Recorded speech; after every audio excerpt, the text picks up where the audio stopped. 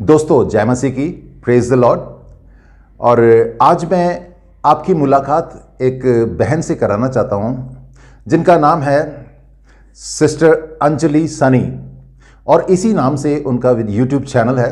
वो अपने चैनल पे बहुत अच्छे वीडियोस बनाती हैं और उन्होंने कल एक बहुत अच्छा वीडियो बनाया ज्योति शर्मा के ऊपर, और मेरे को वो बहुत अच्छा लगा। और शायद जब मैं वीडियो बनाता हूं तो इतने अच्छे से नहीं बनाता, लेकिन उनका वीडियो बहुत अच्छे से बनाया गया है। उन्होंने बहुत अच्छे से उसको करारा जवाब दिया है ज्योति शर्मा को। और मैं चाहूँगा आप उस वीडियो को देखिए, और उस वीडियो का लिंक मैं अपने डिस्क्रिप्शन में दे दूँगा। आप वहाँ से उनका वीडियो खोल के और उनके चैनल को सब्सक्राइब कीजिए। और अगर आपको वीडियो पसंद आता है, और वो ज़रूर आएगा आपको पसंद, और आप उनके वीडियो को लाइक करिए और शेयर करिए। और आने वाले दिनों में जो उनके अपकमिंग वीडियोस होंगे उनको भी आप देख सकते हैं, उसकी नोटिफिकेशन आप तक पहुंच जाएगी। और आइए हम देखते हैं उनका ये वीडियो।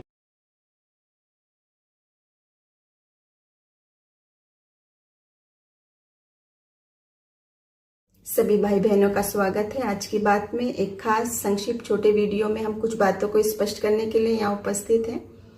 और ये वही बात है, चर्च पर आक्रमण और मसीही सताव के बारे में, और उसी बहन के विषय में बात है। बहन ज्योति शर्मा, जिनका नाम तो ज्योति है पर वो पूर्ण अंधकार में चल रहे हैं, क्योंकि उनकी सारी बातें जो हम देखेंगे, जो हम सुन रहे हैं। आज मैं बात करूंगी सिर्फ इस बात पे जो उन्होंने अभी एक इंटरव्यू दिया। ये सारी घटनाओं के बाद मैं कोई भी क्लिपिंग यहाँ पर नहीं चलाऊंगी, क्योंकि मैंने सबने देखी, ये सब मसीही लोग भी जानते हैं, क्योंकि सब तक पहुंचा है ये सारे बातों की चर्चा। आंखों देखी सब वायरल वीडियो हैं, एक के बाद एक घटना, एक के बाद एक घटना। कभी पास्टर को मार रहे हैं, थप्पड़ दे रहे हैं, कभी गालियां दे रहे हैं, कभी यीशु मसीह के बारे में जो मर्जी करके बोल रहे हैं, कभी चर्चों पर अटैक कर रहे हैं, मारपीट, लूट, सब कुछ कर रहे हैं। और सब कुछ करने के बाद क्या कहते हैं ना, उल्टा चोर कोतवाल को डांटे। सारा ब्लेम उठा के उन लोगों पे आप डाल रहे हैं जो शांति प्रिय लोग, जो अपनी प्रार्थना आराधना कर रहे हैं, किसी का कुछ अहित नहीं कर रहे उनके साथ। तो उनके विषय में कुछ सत्य बातों को प्रकट करना हर विश्वासी का कर्तव्य है। और बहुत आनंद की बात है कि इस समय बहुत सारे मसीह भाई बहन हैं जो सच बात को सामने ला रहे हैं। और मैं कहना चाहूंगी उन भाई बहनों से जो ये कह रहे हैं कि तुम लोग क्यों बीच में पड़े हो, तुम क्यों इस पचड़े में पड़ रहे हो, ये यहाँ का वीडियो बनाता रहता, वो वीडियो बनाता है, वो टेक्स्ट में लिखता है, ये क्यों कर रहे हो, क्यों कर रहे हो। और पिछले समय में मसीह के शागिर्द लोग या बाइबिल के लेखक लोग तो ऐसा नहीं करते थे, वो तो मिल बैठ के समझौते से बात करते थे। तो मैं आपको स्पष्ट कर देना चाहती हूँ कि उस समय के लोग जो उनके पास साधन उपलब्ध थे उससे वो सब कुछ करते थे। उनके पास फोन और वीडियो और इंटरनेट नहीं था कि वो ये सब करते, इसलिए वो ये नहीं करते थे। जितना संभव था सब कुछ करते थे। हम सब जानते हैं, ऑनलाइन नहीं था तो लिख के मैसेज तो लिखते थे, संदेश तो लिखते थे। यहाँ तक कि जेल खाने में बैठ के भी पत्रियां लिखी हैं, दी हुई हैं, बताते थे क्या गलत है क्या सही है, सत्य की बातें बोलते रहते थे। यहाँ तक कि कैद खाने में जंजीरों में जकड़े हुए भी प्रभु के आराधना गीत गाते थे, हर समय बोलते थे। रही बात जहाँ तक मिलने समझने बताने की, तो वो तब की बात थी कि वो लोग ऐसे लोग थे जिनमें सुनने समझने की सामर्थ्य थी, सहन शक्ति थी, बुद्धि थी। वो लोग मिल बैठ के बातचीत करते थे, सॉल्यूशन निकालते थे। लेकिन जो पहले ही हाथों में डंडे लेके और अपनी अकल के पीछे भी डंडा लेके जो घूम रहे हैं, सारी मूर्खता की बातें जो कर रहे हैं, नाम ज्योति और चल रहे अंधकार में हैं जो, उनको आप कैसे समझाओगे। तो उनको समझाने का कार्य परमेश्वर का है। बिल्कुल सही बात है, वो प्रभु के हाथों में। हम नहीं चाहते किसी का भी अहित, किसी का भी नहीं। हम चाहते हैं कि जहां रहे प्रभु सद्बुद्धि दे, सब आशीषित रहे, सब शांति से रहे। लेकिन हम ये अवश्य चाहते हैं कि जितने झूठ मसीह समाज के खिलाफ बोले जा रहे हैं वो तो हमें बताना पड़ेगा, सत्य बातें क्या हैं। और जब तुम लगातार ये करते चले जाओगे तो क्या हो, परमेश्वर का रोष, परमेश्वर के प्यार को अगर फॉर ग्रांटेड लोगे, बार बार समझाए जाने पर नहीं समझोगे, तो वचन क्या कहता है, इफिसियों 5 और उसके 6 वचन में है, कोई तुम्हें व्यर्थ बातों से धोखा ना दे, क्योंकि इन्हीं कामों के कारण परमेश्वर का क्रोध आज्ञा न मानने वालों पर भड़कता है। दूसरे वचन रोमियो 1:18, परमेश्वर का क्रोध तो उन लोगों की सब अभक्ति और अधर्म पर स्वर्ग से प्रकट होता है जो सत्य को अधर्म से दबाए रहते हैं। तो सत्य को अधर्म से दबाते रहोगे, कब तक दबाओगे? सत्य तो सत्य है, वो तो नहीं बदल सकता।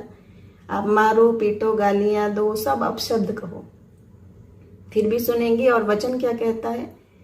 मनुष्य मेरे कारण जब तुम्हारी निंदा करे, सताए, तुम्हारे विरोध में सब बुरी बातें कहे, तो आनंदित और मगन होना, क्योंकि तुम्हारे लिए स्वर्ग में बड़ा प्रतिफल है। मत्ती 5 में लिखा है।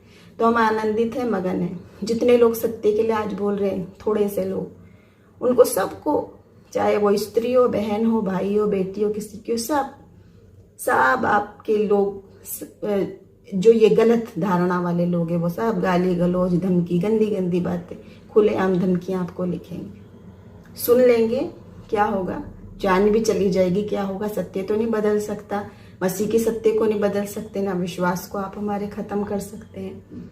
लेकिन मैं ये बात बताना चाह रही हूँ, जो अभी एक 4 मिनट का इंटरव्यू दिया इस बहन ने, उस 4 मिनट के इंटरव्यू में 10 साफ सफेद मोटे मोटे झूठ ऐसे बोले, फटाफट यूं निकाल के रख दिए।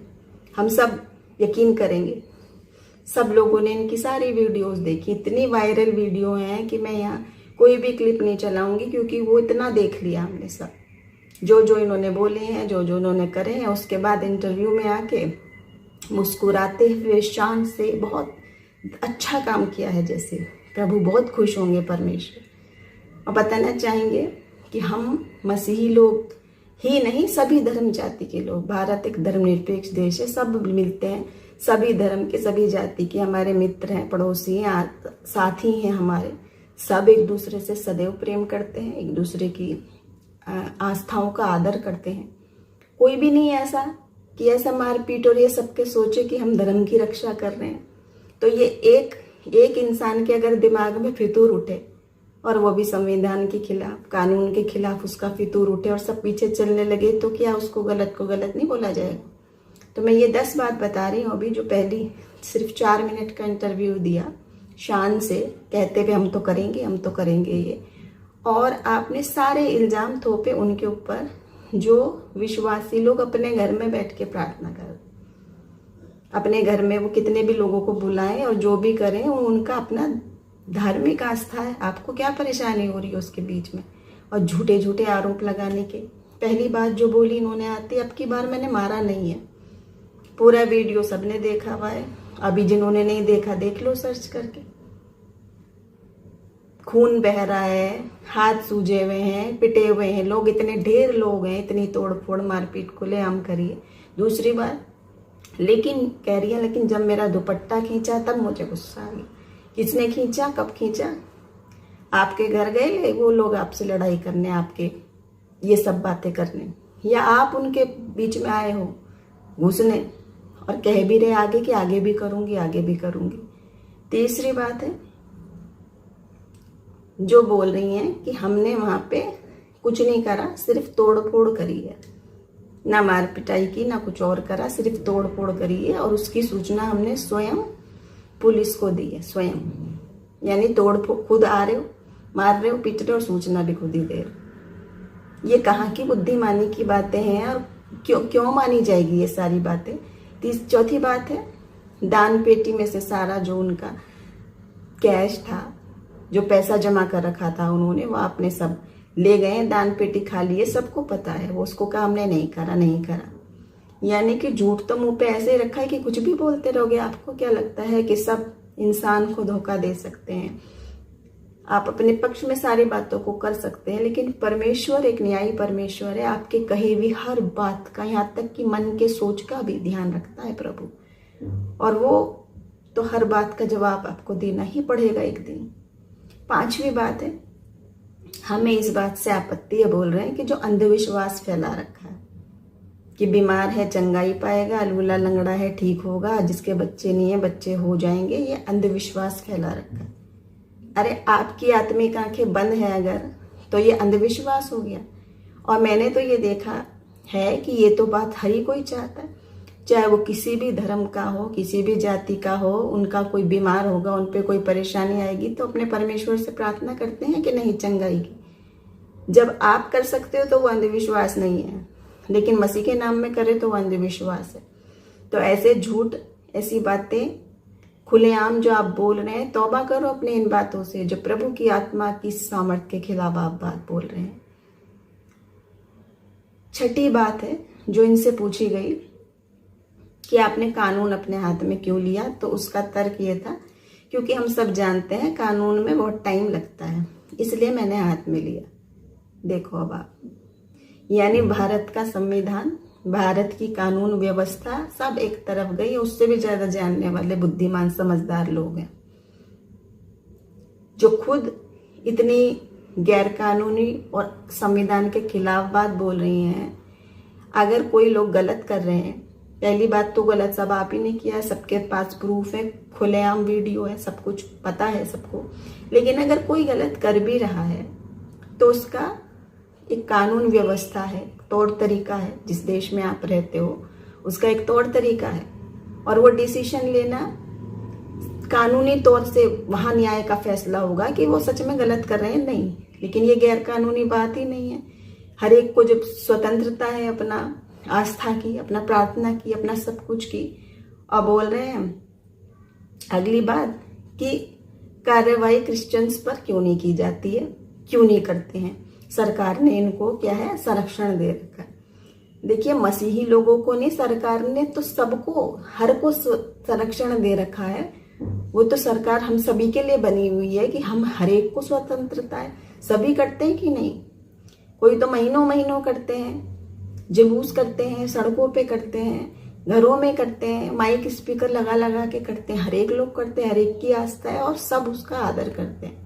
कोई किसी से लड़ने नहीं जाता कि तो ये क्यों कर रहा है, तो ये क्यों कर रहा है। लेकिन आपत्ति सिर्फ एक व्यक्ति के दिमाग में चली है तो वो उसका पर्सनल परेशानी है। संविधान ने नहीं दे रखी है ये कोई परेशानी। संविधान ने सबको एक समान अधिकार दे रखा है। ये आपकी व्यक्तिगत परेशानी है। अगर इससे आपको परेशानी हो रही है तो आप अपने दिमाग का और अपनी सोच का इलाज करें, बजाय की लठ लेके सबके पीछे चलने के। और 8वीं बात है कि जो बोल रहे हैं कि ये लोग चर्च में जाएं, वहां करें आराधना तो मुझे कोई परेशानी नहीं है, और यहाँ करें तो मुझे परेशानी। फिर वही बात, मतलब आपका व्यक्तिगत मैटर जो है वो पूरा एक मसीही समाज आपकी अनुसार चले कि आपको क्या पसंद है और क्या नहीं चले। पूरा मसीही समाज, हर एक कोई अपने अपने तरीके से चलता है, लेकिन यहाँ ये चाह रहे हैं कि इनके अनुसार सब लोग चलें।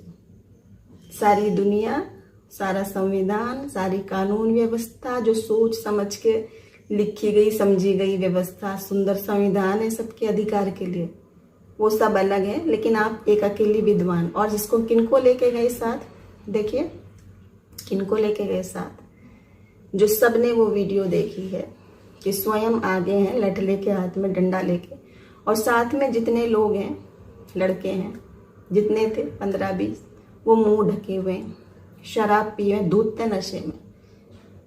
धार्मिक कार्य करने, धर्म की रक्षा करने जाने के लिए शराब पीनी अनिवार्य होती है। ऐसा धर्म का रक्षा की मुंह छिपाना पड़ जाए तो आप खुद सोचो कि किसको मुंह छिपाने की जरूरत है, क्या ये हरकत है।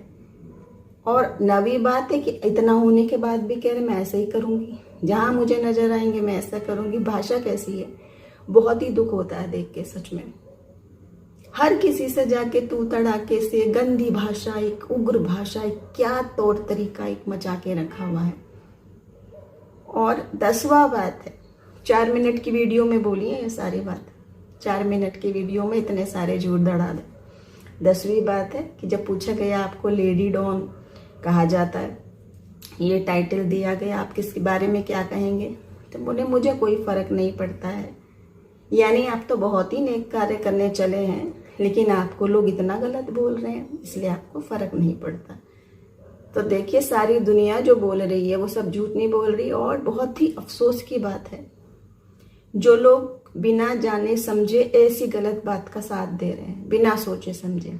देखिए, पूरे हिंदुस्तान में सबको एक दूसरे से प्रेम है, किसी भी धर्म का हो, किसी भी जाति का। और ये कहना मसीही लोगों को बार बार जो बोलना कि देशद्रोही है, ये क्या बातें हैं? क्या देश का द्रोही हैं वो लोग? जितने भी धर्म के लोग हैं सब अपने देश से प्रेम करते हैं, सब अपने देश के लिए सब कुछ करते हैं, लेकिन जो संविधान के अलग जाएगा और कह रहा है कानून में तो निपटने में देर होती है तो मैं अपने हाथ में ले लूंगी, तो कौन संविधान के खिलाफ जा रहा है ये आप खुद सोचें। और हमारा निवेदन यही है सभी लोगों से, चाहे आप किसी भी धर्म के हैं, किसी भी जाति के हैं, शांति बना के रखें, एक दूसरे के साथ प्रेम रखें और न केवल मसीहों पर, न केवल चर्च पर, किसी भी धार्मिक आस्था पर, किसी भी प्रार्थना सभा में कभी अटैक किसी पर भी ना किए जाए। हमारा यही निवेदन है और हम ये चाहते हैं जल्दी से जल्दी ये सारी बातें रोकी जाए। और अगर किसी एक व्यक्ति के दिमाग की व्यक्तिगत परेशानी है तो उस व्यक्ति को ज़रूरत है संभलने की और सुधरने की, नहीं सुधरने तो सुधारना पड़ता। और परमेश्वर के प्यार को, उसकी माफ़ी को जो फॉर ग्रांटेड लेते रहोगे तो पछताना पड़ जाएगा एक दिन। सच प्रभु का वचन ये बता रहा है कि बहुत हुआ परमेश्वर के लोगों को, उनके अभिषिक्त लोगों को छूने पर, जैसा हमने देखा स्त्रियों को पेट में लात मार रहे हैं, खींच रहे हैं, हाथ तोड़ रहे हैं, मार रहे हैं, खून निकाल रहे, क्या हद मचा रखी है। मतलब दुखद, बहुत दुखद। भारत जैसा हमारा देश, धर्मनिरपेक्ष देश, जिसमें सब एक दूसरे के साथी, मेरे भी सब धर्म के, मजहब के, सब जाति के मित्र हैं, साथी हैं, सब एक दूसरे से प्रेम करते हैं। ना उन्हें हमसे नफरत है, ना हमें उनसे नफरत है, क्योंकि हम प्रेम में और समझ रहे हैं। बात समझदार, वही समझदारी है। तो आज प्रभु से यही निवेदन है, प्रार्थना है हम सबकी कि प्रभु इस कार्य में शांति दे और इन लोगों को, जो ये लोग चले हैं अपने हाथ में पावर लेने, ये करते तो भी ठीक था, ये कर रहे हो तो ये ठीक नहीं। आप डिसाइड करने वाले कौन है? ये सब गलत भी कोई कुछ कर रहा है तो उसकी रिपोर्ट करो और उसकी बात वहाँ जानी पहचानी जाएगी। ये थोड़े ना जहाँ गए और लगे हाथ तो सब कुछ मार पिटाई करने लगे। ये सारे वीडियो, सारी बातें सब ने देखी हैं, सब ने समझी है। तो आज प्रभु आप सबको बुद्धि दे, समझ दे और सारे मसीही भाई बहन हमारे, बहुत आशीष की बात है, बहुत आनंद की बात है, जितने उठा रहे हैं आवाज, बहुत सारे लोग, मेरे निकट के भी बहुत सारे लोग जो सचमुच एक साथ हैं। वचन क्या कहता है? We are one body in Christ, Yeshu Masih में एक देह, उसके रक्त का दाम देकर लिए गए रक्त संबंधी, मसीह के रक्त से बनाए हुए संबंधी हैं। एक को तकलीफ होगी तो दूसरे को भी होगी। ऐसा नहीं हो सकता कि वो लोग तकलीफ में, उनको आक्रमण हो रहा है, उनको सब कुछ हो रहा है, दूसरा बैठा है आराम से तो वो कह रहा है कि मैं क्यों बीच में बोलूं। नहीं, मसीह में हम सब एक भाई बहन, एक देह हैं। तो हम सत्य का साथ दें, एक दूसरे के साथ खड़े हों, प्रार्थना करें एक दूसरे के साथ। और अगर मानने से नहीं समझ रहे हैं तो परमेश्वर न्यायी परमेश्वर है। एक दिन आपको अपने सारे बातों का सवाल और जवाब हमको नहीं देना है। हम तो सब मसीही लोग जो हैं वो शांत हैं, वो सब मसीही लोग जो हैं वो प्रार्थना करने वाले लोग हैं, वो प्रेमी लोग हैं, वो नम्र स्वभाव के लोग हैं, मसीह के स्वभाव के लोग हैं। लेकिन परमेश्वर हमारा रक्षक है। यदि जब बात हद से ज़्यादा हो जाती है तो जरा आप सावधान हो जाएं परमेश्वर के न्याय से, क्योंकि परमेश्वर न्यायी परमेश्वर है, चुप बैठने वाला परमेश्वर नहीं है। प्रभु आप सबको आशीष दे। जय मसीह की।